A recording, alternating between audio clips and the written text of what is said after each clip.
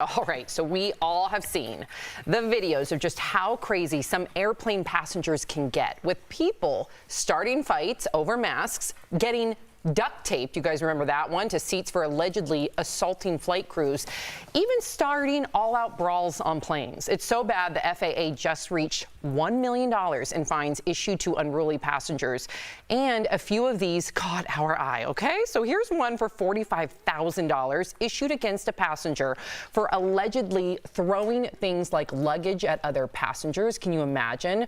He also reportedly grabbed a flight attendant by the ankles and put his head up her skirt. Wow. Here's another fine. This one for $42,000. It was for failing to comply with wearing a face mask, making non-consensual physical contact with passengers, throwing things, and making stabbing gestures, and then snorting what appeared to be cocaine from a plastic bag. Yeah, you heard that right. Jeff, you're shaking your head. Do you think these fines will discourage the passengers for being unruly? No, they'll never pay them. What they need to do is get rid of the fines because they're not paying them anyway, and just say you are no longer allowed to fly ever. That will discourage people because you have to get from A to B, right? They're not going to take a bus. This makes their life more convenient. You know when people write in on like messages on social media and you're like, who is this person? You know, Tommy Nipples 54, whatever. And you're like, who is that? That's them. That's them. When you change your network around based on people writing in, that's Tommy. That's Tommy. That's a visual for what these people are writing in on social media. Don't forget, you call them Tommy Nipples. Yeah. I meant to say Tommy Triple.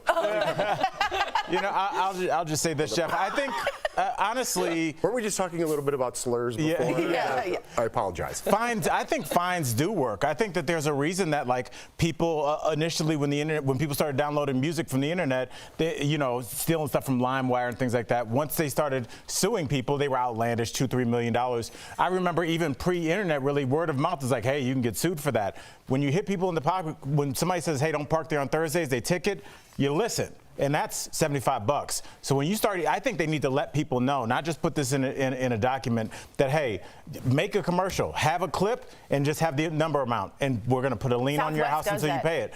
You need to do it. Yeah, they say on the thing, if you don't wear a mask, you will be fined this amount of money. Please don't do it. We'll make an emergency landing, and a cop will be waiting for you outside because it's happened so much. So I agree with you. Make it super clear, advertise. I also kind of think if you're touching a federal aviation person, which is a flight attendant, that's a crime. And I do kind of think that you should be on a no-fly list. So I agree with you in a weird way.